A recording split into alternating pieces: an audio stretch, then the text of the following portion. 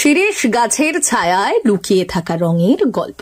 হাবড়ার ভোরের সেই রহস্যময় ভোরের আলো সবে ফুটে উঠেছে। হাবড়ার নিরিবিলি রাস্তা তখনও গুমট ঘুমে ঢুলছে। এমন সময় হালকা শব্দ করে থামে একটি পুরনো সাইকেল, সঙ্গে আরো দুজন, ব্যাগ কাঁধে, হাতে ছুরি আর বাঁশের পাত। দূর থেকে দেখলে মনে হবে গাছ কাটতে এসেছে নাকি, কিন্তু সত্যিটা তার চেয়েও বেশি আশ্চর্য। দক্ষিণ চব্বিশ পরগনার ছোট্ট গ্রাম থেকে ভোর রাতে বের হয় মুজাফর। তার চোখে একরাশ আশার ঝিলিক।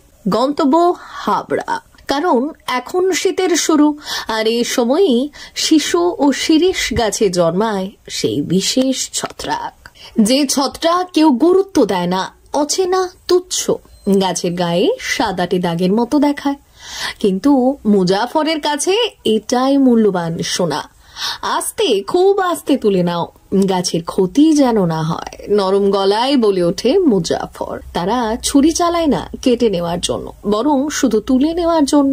গাছের গায়ে আঙুলের মতো ছুঁয়ে দেখে ভেজা ছত্রাক। কি হয়? রং হয়। রং হয়, কাঠের রং। এটা কি গাছ? এটা শিশু গাছ। আর কি কি গাছ হয়? বট গাছে, আশুদ গাছে হয়। ওগুলো আমরা ভাঙি না, আটা পড়ে। কিভাবে বানাও? আমরা চেঁচে বিক্রি করি। মালটা পুরুলিয়া চলে যায়, মালটা চাঁচতে হবে, চেঁচে বিক্রি করতে হবে। মানুষজন তখন পাশ দিয়ে হাঁটতে হাঁটতে তাকাচ্ছে। কেউ জিজ্ঞেস করছে কি তুলছেন। মুজাফর শুধু হেসে বলে রং। সেই এক কথায় থমকে যায় অনেকে। গাছের ছত্রাক থেকে রং, হ্যাঁ, এটাই প্রকৃতির গোপন খাতা, যার গল্প খুব কম মানুষ জানে।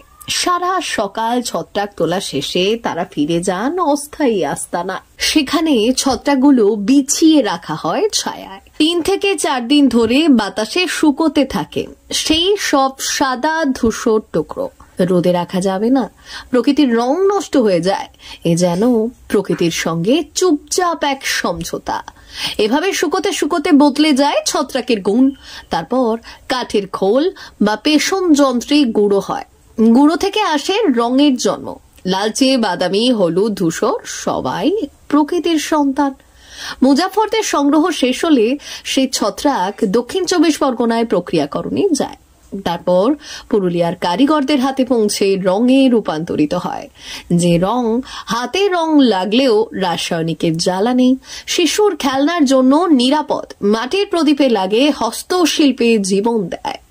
হাবড়ার বাসিন্দারা বলছেন, প্রথমে ভাবলাম গাছ কাটছে, পরে শুনে অবাক হলাম ছত্রাক নাকি রঙের জন্য।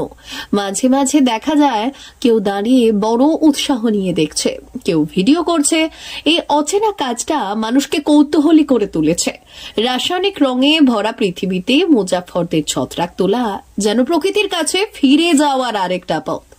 আমি দেখলাম দুপুরবেলা ওরা গাছে উঠলো, উঠে এই সাদা যে অংশগুলো পারলো, ওগুলো যা বুঝলাম ওদের মুখে, যেটা এক ধরনের পোকা, ওরা গাছের ডালেই বাসা বাঁধে, বেঁধে ওরা ওখানেই মারা যায়। মারা গিয়ে ওর উপরে একটা ছাপ, তার উপরে একটা ফাঙ্গি জন্মায়, এই সাদা অংশটা আপনি দেখলেন, ওটাই ওরা পেরে নিয়ে প্রসেস করে আমি ওদের ওরা বললো যে ওটা নিয়ে যায়, কেজি দরে কিনে নিয়ে ওটা পুরুলিয়া যায়। পুরুলিয়াতে ওটা প্রসেস হয়ে ওটা রঙে মানে কনভার্ট হয়ে মার্কেটে আসে। বেশ ভালোই অবাক হলাম, এর আগে কোনোদিন দেখিনি। বেশ ভালো ব্যাপার, একটা জৈবিক ব্যাপার, কোনো রাসায়নিক ছোঁয়া নেই এর মধ্যে, জৈব ব্যাপার, প্রাকৃতিক ব্যাপার, ভালোই।